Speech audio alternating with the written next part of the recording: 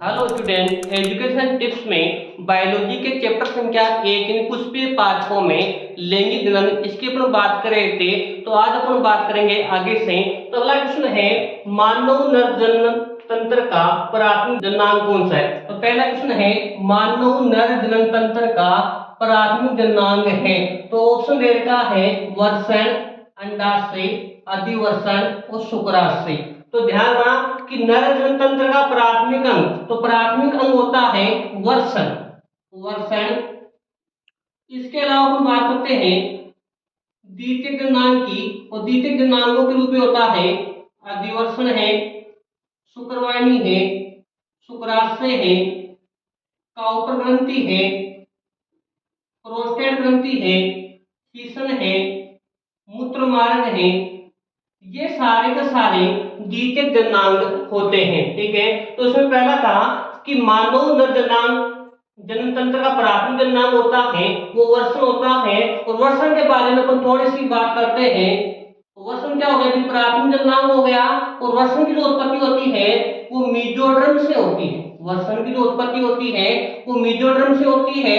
और वर्षण की अगर बात करें तो उसका जो कलर होता है वो गुलाबी रंग होता है। वर्षण का जो रंग होता है वो गुलाबी रंग होता है। और वर्षण का जो वजन होता है वो 10 से 12 ग्राम होता है। वर्षण का वजन होता है 10 से 12 ग्राम होता है। और वर्षण की जो लंबाई होती है वो 4 से 5 सेंटीमीटर। वर्षण की जो लंबाई होती है 4 से 5 सेंटीमीटर होती है। और चौड़ाई की यदि बात करें तो वर्षण की चौड़ाई होती है भाई 2 से 3 सेंटीमीटर इसकी चौड़ाई होती है। तो ध्यान रखना कि मानव नर जनन तंत्र का प्राथमिक जननांग होता है वर्षण। कौन होता भाई? वर्षण। यदि बात करें अंडाशय की, तो अंडाशय होता है मादा जनन तंत्र का प्राथमिक जननांग होता है। अधिवर्षण होता है वो नर जनन तंत्र का सहायक या द्वितीयक जननांग होता है। और शुक्राशय भी कौन सा होता है? नर जनन तंत्र का द्वितीय के सहायक जननांग भी होता है। तो पहला जो क्वेश्चन था उसका आंसर हो गया वर्षण। ठीक है, दूसरा है वर्षण का आंतरिक स्तर कहलाता है। वर्षण का आंतरिक स्तर कहलाता है। तो ध्यान रखना कि वर्षण है उस वर्षण के 2 स्तर पाए जाते हैं। वर्षण है उसके 2 स्तर पाए जाते हैं, एक तो बाहरी और एक होता भाई आंतरिक। एक तो होता बाहरी और दूसरा होता भाई आंतरिक। ठीक है, तो सबसे पूछा भाई आंतरिक, तो बाहरी तो होता है ट्यूनिका वेजाइनलिस, आंतरिक होता है ट्यूनिका एल्ब्यूजिनियम। जानना कि जो वर्षण का जो आंतरिक स्तर होता है वो ट्यूनिका एल्ब्यूजिनिया कहलाता है। यदि क्वेश्चन पूछ लिया कि वर्षण का बाहरी स्तर कौन सा होता है, तब आप जानना ट्यूनिका वेजाइनलिस। क्या होता भाई? ट्यूनिका वेजाइनलिस होता है। अब देखो ट्यूनिका एल्ब्यूजिनिया के बारे में थोड़ा सा देखते हैं कि ट्यूनिका जो एल्ब्यूजिनिया होता है वो किस में पाया जाता भाई? वर्षण वाले भाग में या वर्षण के अंदर की ओर पाया जाता है। ये जगह से अंदर की ओर धंस जाता है, जगह से अंदर की ओर धंस जाता है। और धंसने के बाद में वर्षण पालियों का निर्माण करता है। वर्षण पालियों का निर्माण करता है।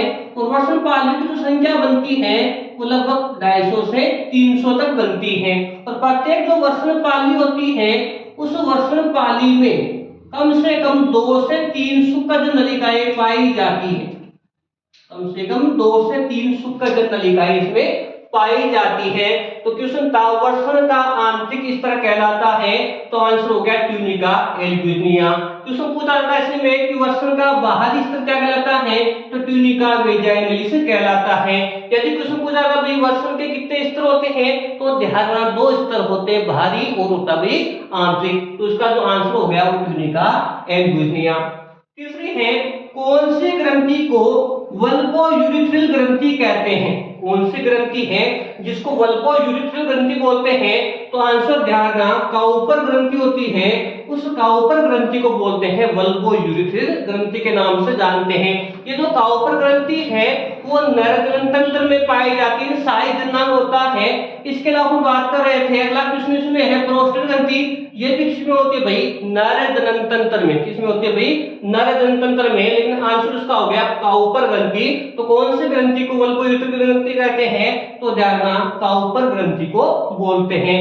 अगला है लेडिंग कोशिका नर में कौन सा हार्मोन स्रावित करती है? लेडिंग कोशिका नर में कौन सा हार्मोन स्रावित करती है? तो ध्यान रखना लेडिंग कोशिका नर में टेस्टोस्टेरोन हार्मोन स्रावित करती हैं। बाकी तीन देखो, एस्ट्रोजन है, प्रोजेस्टेरोन है और रिलैक्सिन है, वो भाई मादा जनतंत्र के द्वारा स्रावित होने वाले हार्मोन होते हैं। ठीक है, अब जो टेस्टोस्टेरोन मनुष्य में क्या होता है कि ये कौन सा, तो मनुष्य में क्या करता है भाई, तो अपन कैसे जैसे आवाज का भारी होना, इसके अलावा कैसे दाढ़ी मूंछों का आना, ये कौन सा हार्मोन स्रावित करता है भाई, टेस्टोस्टेरोन हार्मोन। कौन सा हार्मोन बोलते हैं, इन द्वितीयक लैंगिक लक्षणों का विकास करने का जो काम होता है वो टेस्टोस्टेरोन हार्मोन करता है। तो क्वेश्चन था कि लैंगिक कोशिका कौन सा हार्मोन स्रावित करती है, तो आंसर रखना भाई टेस्टोस्टेरोन हार्मोन। अगला है शीशन के पृष्ठवर्ती भाग को कहते हैं, शीशन है उस शीशन के पृष्ठवर्ती भाग को क्या बोलते हैं, तो ध्यान, शीशन है उसको हम कह सकते हैं पृष्ठवर्ती भाग होता है उसको बोलते हैं कार्पोरा कैवर्नोसा। क्या बोलते हैं भाई, कार्पोरा कैवर्नोसा। यदि क्वेश्चन पूछा था भाई शीशन के कितने भाग होते हैं या कितने हिस्सों में डिवाइड होता है, तो ध्यान ना 3 भागों में होता है। 2 भाग तो होता है भाई पृष्ठवर्ती और एक होता है अधरवर्ती। 2 भाग तो होते हैं पृष्ठवर्ती के और एक होता है अधरवर्ती।